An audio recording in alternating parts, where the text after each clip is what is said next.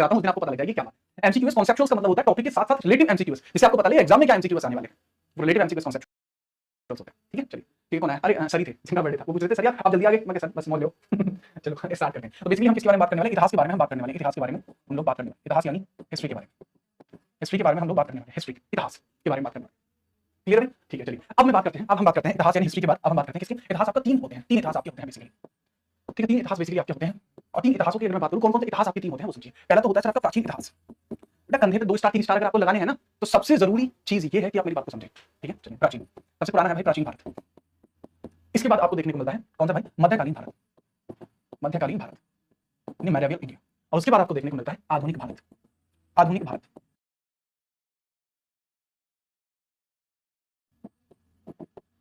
ठीक है, जिसको आधुनिक भारत को हम मॉडर्न इंडिया भी कहते हैं। क्या बोलते हैं, मॉडर्न इंडिया, मॉडर्न इंडिया भी कहते हैं। क्या बोलते हैं, मॉडर्न इंडिया भी इसको कहते हैं। टाइमिंग की बात करते हैं, किसकी बात करते हैं, टाइमिंग की बात करते हैं।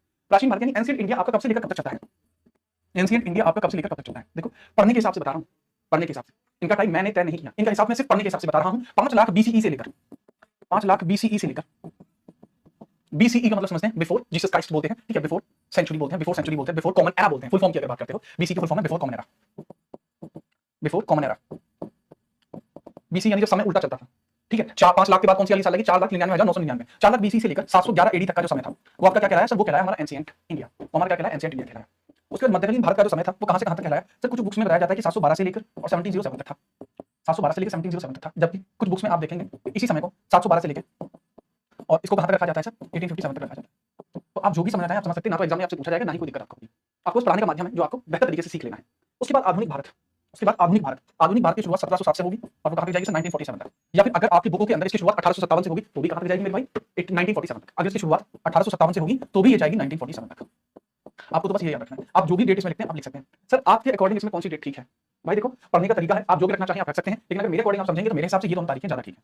पढ़ने का लिहाजा थोड़ा अच्छा बन जाएगा, पढ़ने का लिहाजा थोड़ा अच्छा बन जाएगा। अच्छा, दो चीजें होती हैं जो आपको समझनी पड़ेंगी। मध्यकालीन भारत और आधुनिक भारत के बीच का एक समय होता है, इन दोनों के बीच का एक कनेक्टिविटी समय होता है जिसको हम बोलते हैं, दो नामों से बोलते हैं। या तो आप उसे पोस्ट मेडिवल बोल लीजिए, ठीक है पोस्ट मेडिवल बोल लीजिए, या फिर आप इसे बोल सकते हैं प्री मॉडर्न। क्या बोल सकते हैं इसको, प्री मॉडर्न, प्री मॉडर्न बोल सकते हैं, pre modern era, pre modern era बोल सकते हैं। तो ये भी इसके अंदर होती है। तो सबसे पहले मैं आपको प्री मॉडर्न पढ़ाऊंगा, उसके बाद मैं आपको मॉडर्न पढ़ाऊंगा। पहले प्री मॉडर्न, फिर आपको पढ़ाया जाएगा आपका मॉडर्न इंडिया। क्लियर है, चलिए अब मैं कहां से पढ़ाऊंगा। देखो आप जितनी भी एस्पिरेंट्स क्लास में आप सभी जानते हैं मध्यकालीन भारत में आपको पहले ही पढ़ा चुका हूं, मध्यकालीन भारत में आपको पहले ही पढ़ा चुका हूं। मुझे नहीं लगता कि आप में से कोई भी ऐसा छात्र होगा जो मध्यकालीन भारत में किसी प्रकार का कोई डाउट रख रहा होगा। That has been already clear. अब हम बात करेंगे इसके ऊपर, आधुनिक भारत के ऊपर, और उससे पहले हम बात कर लेंगे प्री मॉडर्न के ऊपर। पहले प्री मॉडर्न के ऊपर, उसके बाद यहाँ पर। ठीक है चलिए बहुत बढ़िया। तो अब हम इसके रिगार्डिंग बात करने वाले, मुझे नहीं लगता कोई डाउट इसमें आपके पास किसी के भी पास होगा। अगर है तो 1 मिनट के लिए मुझे बता दो कि सर ये डाउट है, ये डाउट है, जो भी डाउट है बता दो, फिर उसके बाद हम आगे बढ़ेंगे। लेकिन बात सारी आती है कि सर आखिरकार हिस्ट्री है, ये शब्द क्यों हिस्ट्री है। ठीक है, देखो एक बच्चा बार बार मुझे सर हिस्ट्री का नाम हिस्ट्री क्यों है, ठीक है पूछ रहा है, तो उसके रिगार्डिंग मैं बता देता हूं हिस्ट्री का नाम हिस्ट्री क्यों। ठीक, वो ध्यान से समझो मेरी बात को। है क्या दरअसल, अगर मैं आपसे पूछूं इतिहास का जनक कौन माना जाता है, इतिहास का जनक कौन माना जाता है, इतिहास का जनक कौन माना जाता है, उसका जो जनक माना जाता है वो माना जाता है हिकारियस। कौन माना जाता है, हिकारियस। इतना बड़ा हेरोडोटस माना जाता है। किसको, कौन भैया हेरोडोटस माना जाता है, हेरोडोटस। हेरोडोटस, हेरोडोटस क्यों माना जाता है, क्योंकि हेरोडोटस ने ही पहली बार प्राचीन चीजों के अध्ययन की शुरुआत की थी। और हेरोडोटस की बुक थी हिस्टोरिया, इसकी बुक थी क्या नाम था, बुक का हिस्टोरिया, बुक का नाम था हिस्टोरिया, इसकी बुक का नाम था हिस्टोरिया नाम था। ठीक है भाई, इसकी बुक का नाम लिख लेंगे आप हिस्टोरिया, इसका बुक का क्या नाम था, इसकी बुक का नाम था हिस्टोरिया। ठीक है जी। अब हिस्टोरिया से ही जो शब्द है वो हिस्ट्री निकला, हिस्टोरिया से ही जो शब्द है वो हिस्ट्री निकला। इसलिए भाई साहब हिस्ट्री का जो जनक है, इतिहास का जो जनक है वो हेरोडोटस को माना जाता है। किसको माना जाता है, हेरोडोटस को माना जाता है। और पहली बार इतिहास को एक सब्जेक्ट की भांति इसी व्यक्ति ने पढ़ा था। ठीक है, अब जितने भी ऐसे बच्चे हैं जिनको ऐसा लगता है कि मॉडर्न इंडिया पढ़ना बहुत कठिन है, तो आप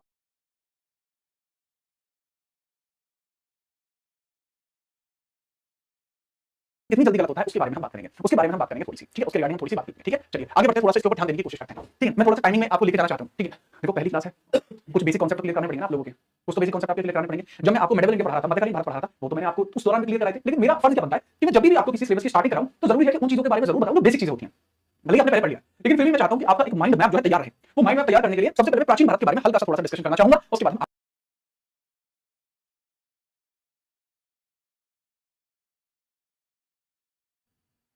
ठीक है चलो। ठीक है, ये सेम चीज जो है, ये सेम चीज मैंने आपको लिखवा दिया, मैं आपको थोड़ा सा बताता हूं।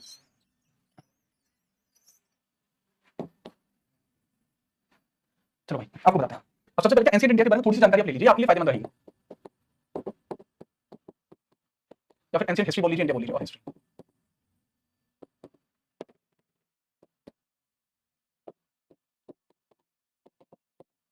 ठीक है, आप बोल लीजिए प्राचीन भारत या प्राचीन इतिहास। आप इसको बोलेंगे प्राचीन भारत या आप इसको बोलेंगे या प्राचीन इतिहास, प्राचीन इतिहास। आप इसको बोलेंगे प्राचीन भारत या प्राचीन इतिहास, ठीक है, ये चीज आप इसको बोलने वाले हैं, ठीक है भाई। चलिए, तो अब इस चीज को समझने का बहुत ध्यान से प्रयास करिएगा। सबसे पहला पॉइंट इसमें होगा प्री हिस्टोरिक। प्राचीन इतिहास का जो विभाजन है सबसे पहला होता है pre historic. Pre historic time होता है, ठीक है, सबसे पहला कौन सा होता है? प्री हिस्टोरिक टाइम होता है, ठीक है, याद रखिए। दूसरा टाइम जो आपको देखने को मिलता है वो होता है प्रोटो हिस्टोरिक। कौन सा? प्रोटो हिस्टोरिक,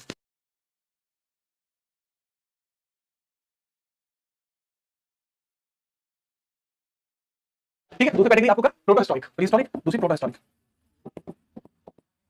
और तीसरी एरिया इसमें आपको देखने को मिलता है historic. Pre historic, proto historic और तीसरा आपको हिस्टोरिक देखने को मिल जाता है, ठीक है, तीसरा आपको हिस्टोरिक देखने को मिल जाता है। प्राग ऐतिहासिक सबसे पहले आपको क्या देखने को मिलता है? प्राग ऐतिहासिक, फिर अति ऐतिहासिक और फिर ऐतिहासिक, ठीक है। प्राग ऐतिहासिक, प्राग ऐतिहासिक, अति ऐतिहासिक, ऐतिहासिक नहीं बेटा ऐतिहासिक, ये भी गलत है। प्राग ऐतिहासिक,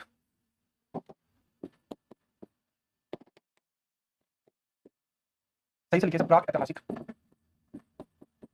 ऐतिहासिक। दूसरा आप लिखेंगे अति ऐतिहासिक, और तीसरा आप लिखेंगे भाई ऐतिहासिक। ये तीन टर्म आप देखते हैं, ये तीन टर्म आप देखते हैं।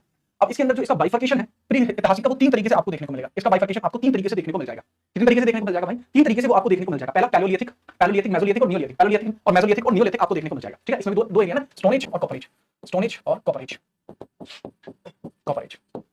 स्टोन एज मैंने क्या बताया, आप तीन तरीके से देखते हैं। सबसे पहले पैलोलिथिक, ठीक है, मेसोलिथिक, नियोलिथिक, ठीक है। चलो, ठीक है, मॉडर्न मॉडर्न मॉडर्न हिस्ट्री। चलिए, तो सबसे पहले इसके अंदर आप क्या लिखेंगे? पुरा पाषाण, ठीक है। चलिए, पुरा पाषाण, पुरा पाषाण, फिर मध्य पाषाण और फिर नव पाषाण। उसके बाद ताम्र पाषाण, कॉपर एज आ गई, ताम्र पाषाण, या फिर आप इसको ताम्र युग भी कह सकते हैं, ताम्र युग।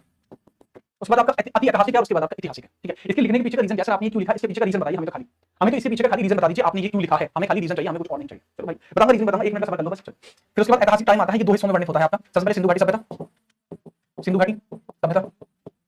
उसके बाद आता है आपका वैदिक काल, वैदिक काल, वैदिक काल भी आपका दो हिस्सों में होता है, ठीक है। उत्तर वैदिक काल, उत्तर वैदिक काल, ठीक है, और ये, ठीक है, उत्तर वैदिक काल, और सबसे पहले लिखा जाएगा ऋग्वैदिक काल। उत्तर वैदिक काल नीचे लिखा जाएगा, ऋग्वैदिक, ठीक है, ये उत्तर वैदिक। इंग्लिश में इसको बोलेंगे, सिंधु घाटी को बोलेंगे Indus valley, Indus civilisation, Indus civilisation. ऋग्वैदिक को बोलेंगे प्री-वैदिक, उत्तर वैदिक को बोलेंगे पोस्ट वैदिक, इसको पोस्ट वैदिक बोलेंगे। हिस्टोरिक जो टाइम है ये खाली ईयर के द्वारा डिसाइड हो जाता है। यहाँ पे राज चलने लगा था राजाओं का, ठीक है, ये किंग रूल चलने लगा था, महाजनपद, महाजनपद, महाजनपद वगैरह यहाँ से शुरू हो गए थे, महाजनपद काल यहाँ से शुरू हो गया था। तो सबसे जरूरी चीज है सर, ये आपने क्यों लिखवाई है, इसके पीछे की आपकी थ्योरी क्या है जो आप इसके रिगार्डिंग हमें बताना चाहते हो। देखो मैंने क्या बताया था भैया, इतिहास क्या होता है? हमारी पुरानी बातों का वर्णन। अब हमें सबको नहीं पता, देखो आपको भी नहीं पता, किसी को नहीं पता कि हम कैसे बने हैं। थ्योरी हमारे पास बहुत सारी हैं, ठीक है, कि सबसे पहले एक यूनिसेलुलर एनिमल था, फिर वो मल्टीसेलुलर बना, फिर धीरे-धीरे इंसान की उत्पत्ति हुई, ठीक है। ये थ्योरियां बहुत सारी हैं, लेकिन वास्तविकता किसी के पास नहीं है। लेकिन अगर आप इतिहास को पढ़ना चाहते हैं तो आपको एक डेट निर्धारित करनी पड़ेगी, जिस आधार पर आप इतिहास को पढ़ेंगे। तो उस आधार पर इतिहास पढ़ने के लिए सबसे पहले हमने इनको टाइमिंग दी, जिससे कि अगर मैं आपसे कभी कोई बात पूछूं तो आप बता पाओ कि भाई ये उस इतिहास का हिस्सा है। इतिहास के बहुत सारे प्रकार हैं, उन्हीं प्रकारों का वर्णन मैं यहाँ पे कर रहा हूँ। सबसे पहले इसमें सबसे पुराना जो टाइम है वो कौन सा है? वो है यहाँ पे पैलोलिथिक, 5 लाख ईसा पूर्व, 5 lakh BCE, before common era, से लेकर 8000 BCE का जो टाइम है, 8000 BCE का जो टाइम है वो क्या कहलाता है? पैलोलिथिक कहलाता है। क्या कहलाता है? पैलोलिथिक कहलाता है। उसके बाद मेसोलिथिक, उसके बाद क्या? उसके बाद मेसोलिथिक, 8000 से लेकर 4000 का जो टाइम था वो मेसोलिथिक कहलाता है, ठीक है। मैं पहले चेंज करता हूँ, 8000 से लेकर 4000 BCE का समय जो है वो मेसोलिथिक, मध्य पाषाण कहलाता है। उसके बाद नियोलिथिक, उसके बाद कौन सा? नियोलिथिक का जो टाइम वो 4000 से लेकर 2500 के बीच में कहलाता है। 4000 से लेकर 2500 के बीच का टाइम है, तो वो आपका नियोलिथिक है। उसके बाद आपका copper age, copper age, copper age शुरू हुई। कॉपर एज की जो स्टार्टिंग है 3000 से 2000 के बीच में होगी थी। कॉपर एज की स्टार्टिंग थोड़ा सा टाइम इसका लोगे, थोड़ा सा सिंधु घाटी का लोगे तो 3000 से लेकर 2000 के बीच में BCE ये टाइम है इसका। हर एक बुक में ये अलग अलग देखने को मिल सकता है। आपकी केवल अंडरस्टैंडिंग डेवलप करने के लिए करा रहा हूं, आपसे एग्जाम में से सवाल नहीं पूछे जाते, चाहो तो स्किप कर सकते हो। वास्तविकता में समझना चाहते हो पूरी क्लास में नहीं है। सिंधु घाटी सभ्यता का जो टाइम है वो कितना, ये बहुत ज्यादा स्पेसिफिक माना जाएगा, ये बहुत ज्यादा स्पेसिफिक माना जाएगा, इसलिए इसको थोड़ा आप ध्यान से देखने की कोशिश करना, थोड़ा आप ध्यान से देखने की कोशिश करना। 2500 से लेकर 1800 के समथिंग ये होता है, 2500 से लेकर 1800 BCE के समथिंग ये होता है, BCE।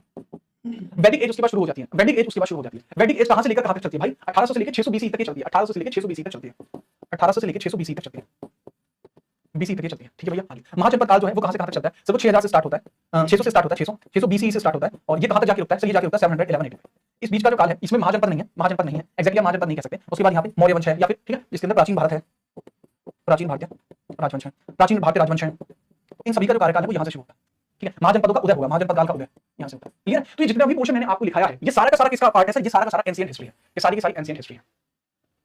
सर भगवान किस युग में और कब आए थे? देखो ऐसा माना जाता है जो महाभारत का टाइम था, ऐसा माना जाता है जो महाभारत का टाइम था वो लगभग न्यूलिथिक और कॉपर एज के टाइम के आसपास था। न्यूलिथिक और कॉपर एज के टाइम के आसपास महाभारत हुई थी, ऐसा माना जाता है। वहीं गीता के अंदर आपने वो श्लोक सुना था, यदा यदा हि धर्मस्य ग्लानिर्भवति भारते अभ्युत्थानं धर्मस्य तदात्मानं सृजाम्यहं पवित्राणाय साधूनां विनाशाय च दुष्कृतां धर्म संस्थापनार्थाय संभवामि युगे युगे। इसका मतलब है अगर आप में से कभी भी कोई भी दुराचार करेगा तो भगवान जन्म लेंगे और उसका नरसंहार करेंगे। आप में से कोई भी अगर दुराचारी है तो बता देना, फिर मैं बताऊंगा। ठीक है, मैसेज पहुंचा दिया जाएगा भगवान तक। ठीक है, और फिर देखना भाई। चलो एक बच्चा कह रहा है आपसे इंस्टाग्राम पर लाइव बात हो सकती है, अशोक ऐसा कहना। अशोक आप मुझे मैसेज कर देना और अपना नाम लिख देना पूरा, मैं आपको कॉल कर लूंगा। ठीक है, ये समझ में आई आपको कॉपर एज के बारे में? हाँ सर पूरी बात हमें समझ में आ गई है और बड़ा बढ़िया तरीके से हमें चीज समझ में आई। इसके बाद जो अगला आपका पॉइंट बनता है, इसके बाद जो अगला आपका पॉइंट बनता है वो क्या है सर? वो है सर हमारा यहां से लेकर 712 एडी से लेकर 1707 के बीच में। तो ये कौन सा था सर? यहाँ पे आपके जो टेन्योर देखने को मिलता है जिसको मध्यकालीन भारत के नाम से जाना जाता है, ये आपने पढ़ा दिया। मध्यकालीन भारत बोलते हैं, ये मैंने आपको पढ़ा दिया। ठीक है, इसके अंदर 4 यूनिट मैंने बेसिकली आपको पढ़ाई थी। सबसे पहले मैंने पढ़ाया था आपको प्री मेडिवल इंडिया, उसके बाद मैंने दिल्ली सल्तनत पढ़ाई, फिर मुगल सल्तनत पढ़ाई और फिर उसके बाद मैंने आपको उत्तर भारत के अंदर राजवंश पढ़ाए थे 2, एक बहमनी और एक विजयनगर, वो मैंने आपको पढ़ा दिया। ठीक है, वो मैंने आपको पढ़ा दिया। ठीक है, इसके बाद आपका क्या टाइम आता है? इसके बाद 1707 से शुरू होता है आपका। 1707 से आपका कौन सा शुरू होता है? 1707 एडी से लेकर और 1947 एडी तक आपका क्या चलता है सर जी? वो चलता है मॉडर्न इंडिया। वो क्या चलता है? Modern India. लेकिन आप लोगों के दिमाग में एक बात है, इसको बोलते हैं आधुनिक भारत। आधुनिक भारत। लेकिन आप लोगों के दिमाग में एक बात है सर जी कि एडी और बीसी आखिरकार है क्या? आखिरकार ये एडी क्या है? ठीक है, यहाँ एडी बीसी का मतलब क्या होता है सर? वो देखो मेरी बात को बहुत ध्यान से सुनो। सबसे पहले जो है टाइम जो था, टाइम को ऐसे चला करता था। हमने टाइम को ऐसे स्केल पे खींच लिया, मान के चलो हमने टाइम को ऐसे स्केल पे खींच लिया। यहाँ पे हमने एक बीच में पॉइंटर खींच लिया, ये वो रेखा है, ये वो रेखा है जहाँ पे जन्म हुआ था किसका? यहाँ ईसा मसीह के जन्म को हम मान लेते हैं, ईसा मसीह के जन्म को हम मान लेते हैं। ठीक है, ईसा मसीह के जन्म को, ईसा मसीह के जन्म को, ठीक है, ईसा मसीह के जन्म को हम मान लेते हैं। ठीक है, ईसा मसीह के जन्म से पहले और इनका जन्म हुआ कब? 1 एडी में। एडी की फुल फॉर्म यहाँ पे है, इससे पहले का जो टाइम है उसको हम बीसी बोलते हैं या इसको हम बीसीई बोलते हैं।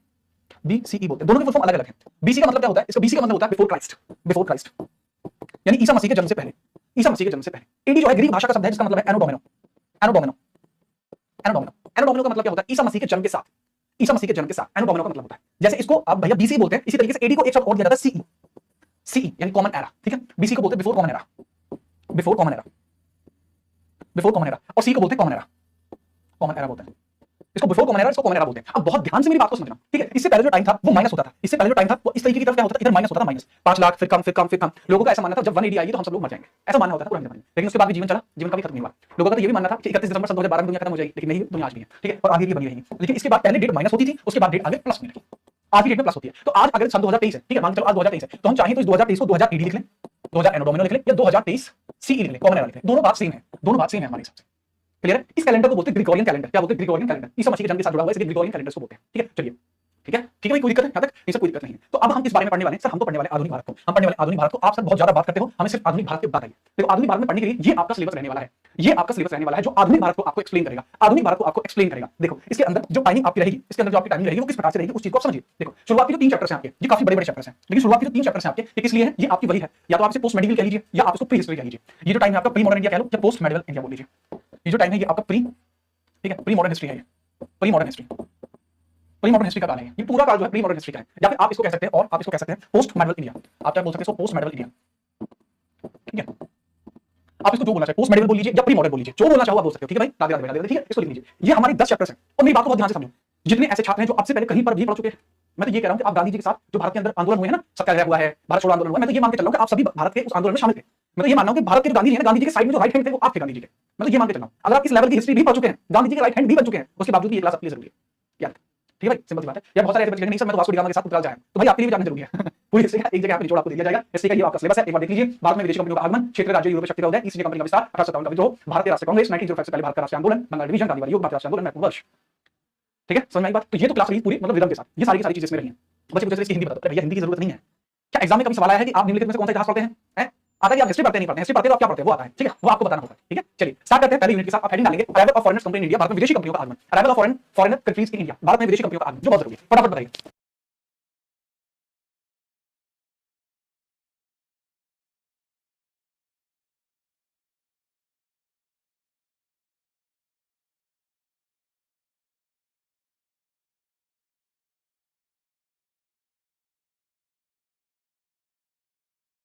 ठीक है, ठीक है, उसको देख लीजिएगा।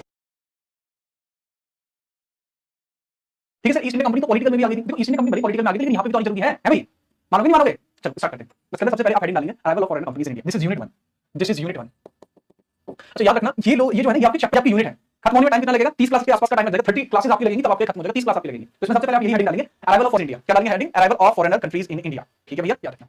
तो सबसे पहले अगर आपसे पूछा जाए भारत के अंदर जो कंपनीज का अराइवल है वो किस तरीके से हुआ है, कंपनीज का अराइवल है वो किस तरीके से हुआ है, सबसे पहले कौन सी कंपनी भारत के अंदर आई थी? हर एक बच्चा जानता है, आप भी जानते हैं, लिखिएगा उसको। पुर्तगाल, पोर्टुगीज। सबसे पहले जो कंपनी आई थी सब वो आई थी पुर्तगाल, पुर्तगाल, पोर्टुगीज, पोर्टुगीज सबसे पहले आई थी। तो पोर्टुगीज इंडिया के अंदर सबसे पहले भले ही आए हों, लेकिन आए कब थे सर? आए थे 1498 में, वास्को डी गामा 1498 में। सबसे पहली कंपनी कौन सी आई थी? पोर्टुगीज। दूसरे नंबर पे कौन सी आई फिर सर? डचेस आई। कौन है? डचेस आई, डचेस। दूसरे नंबर पे यहाँ पे आपको देखने को मिलेंगे, कौन वाला? डचेस देखने को मिलेंगे, डच, ठीक है, डचेस। अच्छा, आपने इंडिया के अंदर वो गाड़ी देखी होगी वॉक्सवैगन, जो इस तरीके से होती है, वॉक्सवैगन जो डब्ल्यू होता है वॉक्सवैगन। तो वॉक्सवैगन तो कहाँ की है? वॉक्सवैगन कहाँ की? वो डच है, ठीक है, वॉक्सवैगन इज डच मोटर्स, ठीक है। ये कैसे आए थे? सारी कहानी आज ही बता दूंगा, बात के लिए क्या छोड़ोगे अरुण? मानोगे कि नहीं मानोगे? एक बात बता। हाँ, ये पूछा हमारे एडिटर साहब ने, साहब वगैरह से जहाज से आए थे सारे के सारे, पानी के जहाज से, ठीक है। बात में इनकी लॉजिक है। हालांकि चलिए आगे बात करते हैं डचेस के बारे में। डचेस कौन से लोग थे, कौन जो डचेस कहलाते हैं? सब वो लोग जो नेदरलैंड में रहते हैं वो डचेस कहलाते हैं, नेदरलैंड से। इंडिया में कब आए थे सर? इंडिया के एरिया के आसपास तो आए थे 1596 में, लेकिन इंडिया के अंदर जो आए थे 1598 में कहा जाता है। एग्जाम में 1596 करेक्ट आंसर करना है, लेकिन कुछ बुक्स आपको ऐसा बताएंगी, कुछ बुक्स आपको ऐसा बताएंगी कि 1598 में इंडिया में आए थे। उसके पीछे कहानी क्या है वो कहानी भी मैं बता, ऐसा क्यों कहा जाता है। एग्जाम में आएगा क्या सही करना? 1596 याद रखिएगा। इसके बाद आए थे ब्रिटिशर्स। इसके बाद कौन आए थे? इसके बाद आए थे सर ब्रिटिशर्स। ब्रिटिशर्स आए थे, ब्रिटिशर्स। इसके बाद ब्रिटिश आई, बहुत लंबे समय तक रही, आई कब तक? 1599 और 1600, 1599 और 1600, काफी लंबा समय उन्होंने लगा दिया था। 1599 से उन्होंने वहां से आने की जो शुरुआत वो कर दी थी और समय लग गया था थोड़ा सा। इसके बाद कौन आया ब्रिटिशों के बाद? ब्रिटिशों के बाद भारत के अंदर कौन आया? ब्रिटिशों के बाद भारत के अंदर कौन है? डेनिश। कौन है? डेनिश है, डेनिश, ठीक है, डेनिश, डेनिस, डेनिस आई, डेनिस। डेनिस कब आए थे भाई सर? डेनिस आए थे 1616 में, डेनिस आए थे 1616 में, 1616 में आए थे। डेनिस के बाद कौन आया था? डेनिस के बाद कौन आया था यहाँ पे वो देखिए, who come after the Dennis? सबसे लास्ट में कौन आया था डेनिस के बाद? सर फ्रांसीसी आए थे, वही बचे सर। एस्कोडा भी वही की है, नहीं एस्कोडा वहां की नहीं है, एस्कोडा वहां की नहीं है। फ्रेंच आए थे फिर 1664 में आए फ्रेंच। फ्रांसीसियों को फ्रेंच बोला जाता है, फ्रेंच यानी फ्रांसीसी, फ्रांसीसी यानी फ्रेंच लोग आए थे। ये कब आए थे सर? 1664 में आए थे। कब आए थे? 1664 में आए थे, ठीक है, याद रखना 1664। तो ये पैटर्न आपको याद रखना है, किस तरीके से कौन भारत के अंतर्गत आया, किस तरीके से कौन भारत के अंतर्गत आया। ये आपका पोस्ट का टाइम होता है, ठीक है, ये है इसमें, ये 1498 हर को बचा जाता है इसमें, ठीक है भाई। और ब्रिटिशर्स का भी टाइम हर को बचा जाता है। इसके लिए एग्जाम के पॉइंट ऑफ व्यू से सबसे ज्यादा जो क्वेश्चन बनते हैं वो किससे बनते हैं? सबसे ज्यादा जो क्वेश्चन बनते हैं वो किससे बनते हैं? पोर्टुगीज से बनते हैं, ब्रिटिश से बनते हैं, पोर्टुगीज से बनते हैं, ब्रिटिश से बनते हैं, एग्जाम की दृष्टि से। डचेस के बारे में कुछ क्वेश्चन बनते हैं, डेनिस के बारे में कुछ क्वेश्चन बनते हैं, फ्रेंच के बारे में कुछ क्वेश्चन बनते हैं। हर एक चीज में काफी ज्यादा डीप से पढ़ाऊंगा, ऐसा नहीं है वीडियो ऊपर से छोड़ दी जाएगी, ऐसा कुछ नहीं होगा। हर एक चीज बड़े अच्छे तरीके से एक्सप्लेन की जाएगी। इसके बाद आपको पता है कि भारत में पुर्तगाली जो होगा आपका ये होगा लेसन 1, ये है आपका लेसन, ठीक है। हेडिंग डाल लीजिएगा लेसन 1 और कल आपका लेसन शुरू किया जाएगा। ये जो आदमी है ये आपको कौन देखने को मिलता है सर जी? यही है वास्को डी गामा। और ये कौन है? King Zamorin, king Zamorin. ये पेंटिंग थी जो उस टाइम को दर्शाती है, दूसरी पेंटिंग फोटो तो किसके नहीं थे, ठीक है। तो ये उस टाइम की पेंटिंग है जो वास्को डी गामा और किंग जामोरिन को दर्शाती है। इसके बारे में हम कल बात कर रहे होंगे, ठीक है। अब जो है भाई मैं आप जानके क्लास को थोड़ा जल्दी खत्म कर रहा हूं, उसके पीछे का रीजन क्या? पहला दिन है और आपको पता है कि आखिरकार में किस बारे में बात कर रहा हूं। कुछ बच्चों को तो आज मैसेज ही नहीं पहुंचा कि आज क्लास भी है। यार याद रखना, अगर कंधे के ऊपर सितारे देखने ना, अगर कंधे के ऊपर सितारे देखें तो रेगुलर आना पड़ेगा। सर बुक में तो डच से पहले ब्रिटिश कंपनी आई थी, किताब के उस पेज को फाड़ो, सही से लगाओ। सर आपने ब्रिटिश गलत लिख दिया, ठीक है, ब्रिटिश, अच्छा तो ठीक है ब्रिटिश, ये लो भाई। और बताओ सर डच 1602 में आए थे। अरे भैया सुनो, देखो मेरी बात को बहुत ध्यान से समझो कि जो मैंने कहा है कि अगर डचेस 1598 में या 1596 में आए थे, मतलब आए थे, ठीक है। सर इसकी नाड़ इतनी लंबी क्यों है? ये मुझे पूछना पड़ेगा, इसकी नाड़ इतनी लंबी क्यों है? मैं अभी इसके पापा को फोन कर लूंगा, क्लास खत्म होने के बाद फिर